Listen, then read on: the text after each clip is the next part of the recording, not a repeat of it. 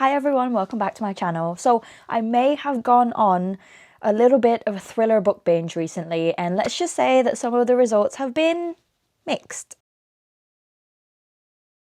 So today I'm going to be breaking them down into a very official ranking system of yes, no, or maybe. So if you're looking for your next thriller, then you're in the right place. Let's get into it. So let's start with the book that I recently finished, which is We Used to Live Here by Marcus Kliewer. I rated this 4 stars. So in this book we start off with Eve, who we find out has just recently bought this house that they're living in with their partner Charlie and their dog Shiloh. She is alone in the house. Charlie stepped out to do something, and she gets a knock on the door, and when she opens the door she finds a family of 5. So there's Thomas the dad, Paige the mum, Jenny the daughter, and the 2 sons, Kai and Newton, stood in front of her. And then Thomas pipes up and says, "Oh, I'm really sorry to bother you, but I used to live in this house. Would you mind if we came in so I can show my family where I used to live, where I grew up?" All of that stuff. There should be alarm bells going off in her head, and to be fair, there was alarm bells going off in Eve's head that maybe she shouldn't let this family in because it's such a fucking weird request. Like, what kind of person would just say, "Yeah, sure, come in, take your entire family and just have a look at this house that I'm living in right now"? I would immediately be saying no. And she was going to, but obviously she relents, and the family then go into the house and do a little bit of a tour. But then afterwards, strange things start happening, because why wouldn't they for a thriller book? There's loads of extra things going on, so you get like little notes of auction listings, you know, other weird things that's going on, other elements that come together to build on the overall atmosphere and like the overall storyline, the plot, everything. The ending, I've got some theories.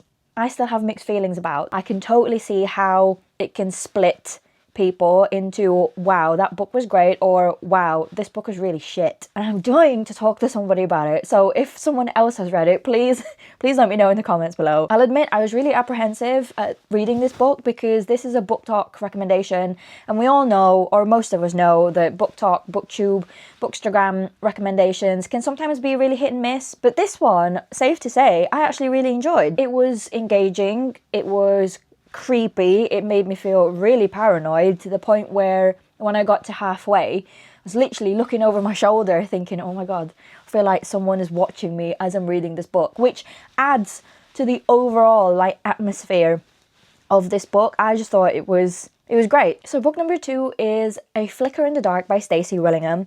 This one I rated 3.5 stars, and if I'm being completely honest, this one I would rate a maybe, and also maybe going towards the no spectrum of this rating system. So in this book we follow Chloe Davis, who is now a psychologist, but when she was around 12 years old, 6 girls went missing in her hometown, and her father confessed to the crimes, which obviously shook the entire town and was a really difficult time for the Davis family. Fast forward to 20 years later, Chloe is now a psychologist helping other people overcome their trauma, and she's planning for a wedding. Everything seems to be going really well until a local girl she knows goes missing.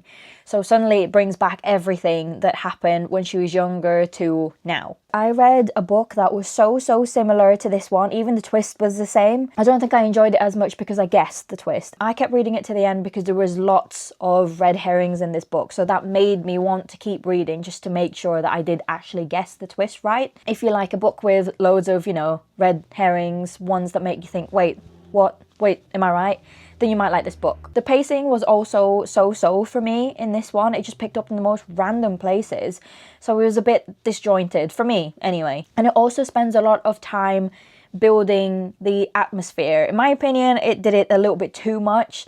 So maybe that's what like put me off a little bit. But if you like, you know, atmosphere building, if you want it to be heavy on that, then you might really enjoy this book. The flashbacks as well was quite random. In one scene, Chloe would probably be sat in her office, like thinking about something or talking to someone, and then it would just flash back to like a time in her childhood, or, you know, something else, something going on in her past. And if you weren't paying close attention, then you'd probably just have to go back and reread. I did that quite a few times. Maybe I should just pay attention to what I'm reading and turn my phone off, but you know, it doesn't always happen. So the next book we've got is The Good Lie by A.R. Torre. This one I rated 4 stars.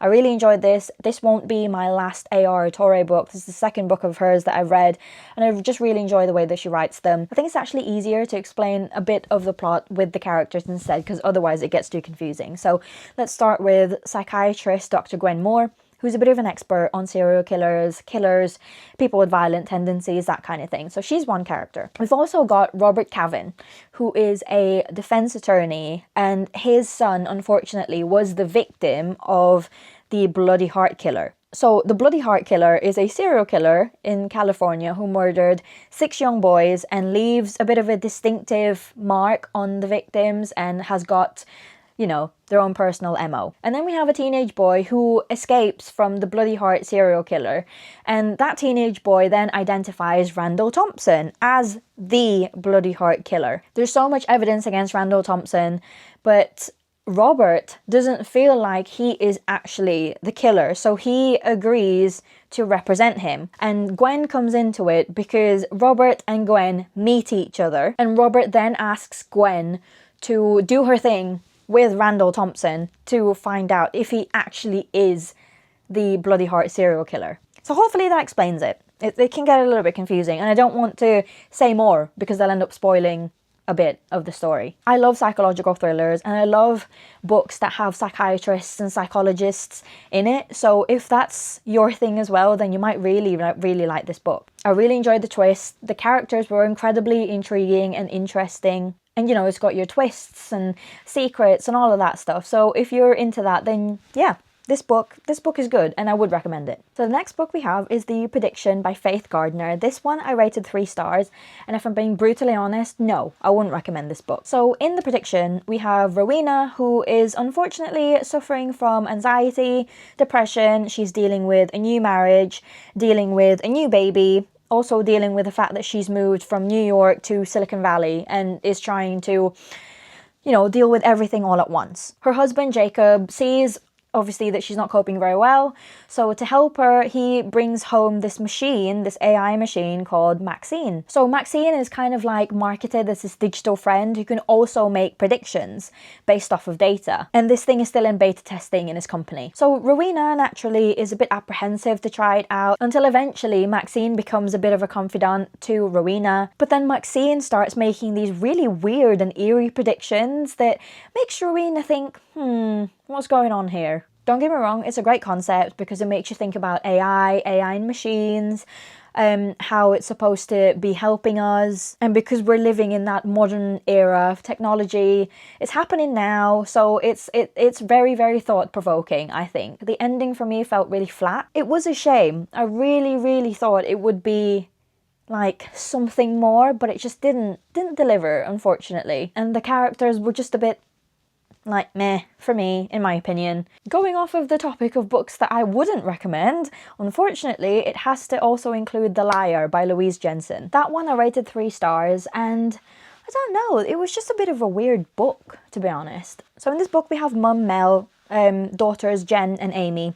They get a new lodger in called Luke, who is a bit of a weird man because he doesn't really tell the girls much about himself. And then suddenly Amy gets like this weird text from her mum Mel that she needs to go away and do something, but her mum has never done that before, so that it was totally out of character. So naturally alarm bells start going off in her head, and then Amy starts thinking, what if this Luke person, their new lodger, has something to do with the disappearance of her mum? Amy and Jen are struggling to get a hold of their mum, and then, you know, weird things start happening, and it was just not the nail-biting suspenseful thriller that I was promised. Characters were a little bit flat, and the ending as well, I was a bit like, meh. It was a slow start, and it wasn't a particularly strong finish either. It was easy enough to read though, so if you like popcorn thrillers that center on like family drama, family secrets, that kind of thing, then you might like this book. And then moving on to the next 2 books that I will absolutely recommend. I've actually already done a separate video on these 2, so if you want a more in-depth